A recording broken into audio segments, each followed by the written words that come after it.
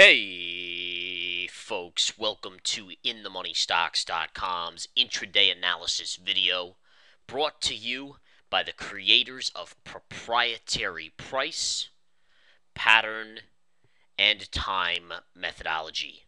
Learn the PPT strategies and profit for life. My name is Gareth Soloway, Chief Market Strategist here at InTheMoneyStocks.com. All right, guys, into the market analysis free video we go here. Markets right now on this Thursday, April 4th, 2013 are trading flat to positive. We have the S&P up 5 points, Dow up 50, and the NASDAQ up about 3.5. Markets have kind of been all over the map today.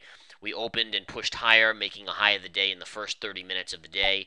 We then reversed and came down basically to gap fill and went slightly negative. And now we've floated up on lighter volume into the afternoon session here, back up, not quite to the highs of the day yet. But again, the interesting thing for me is to analyze whether or not we create this inside bar pattern on the S&P 500 or the SPY here.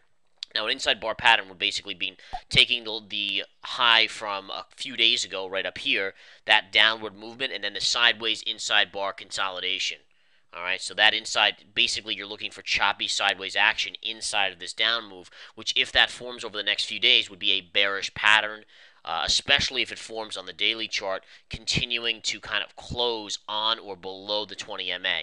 That's really the optimal bearish setup, is if you get a close on or below the 20 sideways for a few days, and then the breakdown should come forth. If it gets back above the 20 on a closing basis, then, it's still a bearish pattern, but it doesn't quite hold as much weight.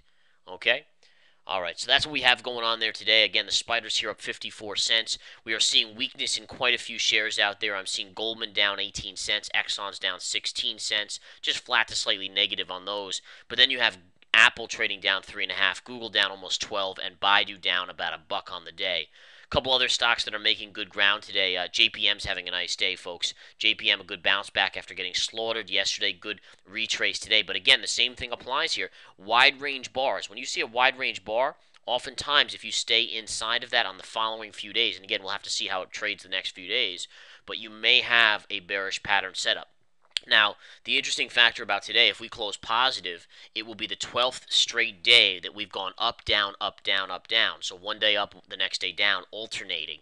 And again, I don't think that's happened since 1981 or so. Very rare. But what that really tells us is that distribution is taking place. So you're getting the buy-the-dip mentality retail average investor to accumulate shares, and then as they push it up, they're on light volume, that market is going up or that stock is going up, you're then seeing institutional distribution or smart money distributing. So again, what it tells us is that, whether or not we float up tomorrow or even, on next Monday or so, regardless of, the distribution is telling us eventually this market will fall, because eventually those small money players run out of money, while the big money usually has more money to distribute, and that's where you get the further downside. So at this stage of the game, you don't want to just keep your wits about you.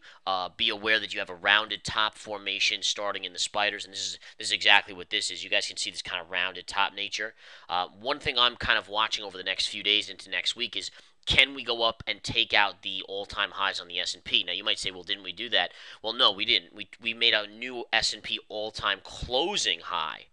Closing based on a closing basis, but we actually haven't broken the intraday highs on the S&P 500 or the SPY, going back to, basically, we're looking at 2007 October.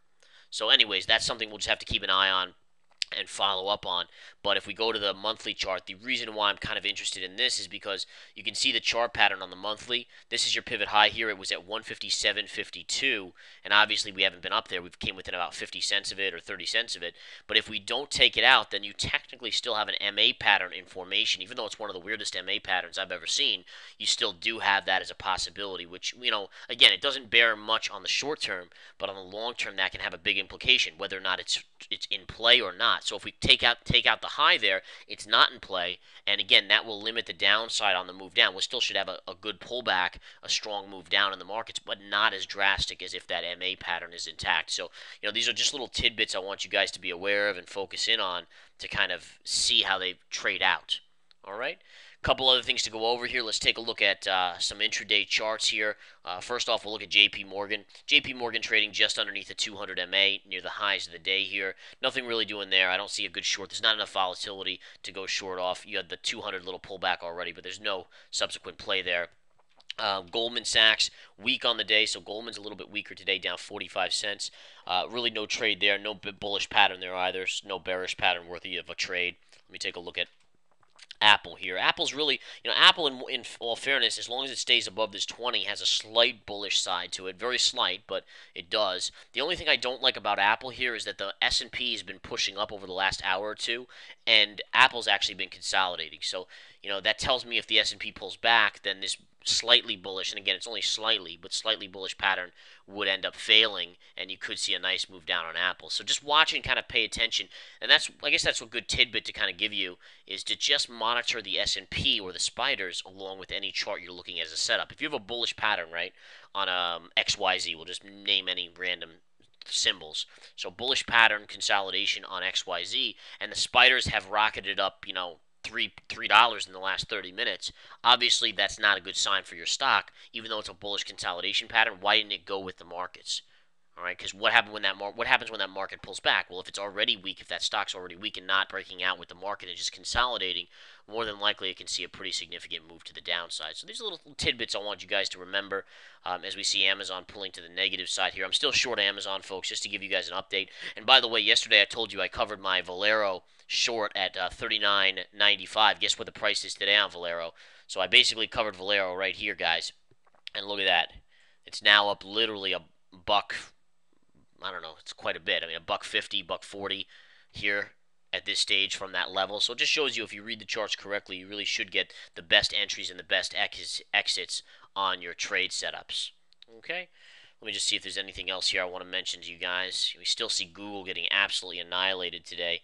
The key on Google was I gave this level out on Google, folks, earlier today, which was a nice little level. You can see right here. Look at this one. So you have a pivot low right here. Look at that, and look at how it's held up the whole afternoon. Now it's coming down trying to break through it now. We'll see if it does, but that was a great earlier level that I gave the intraday stock chat on Google. Okay.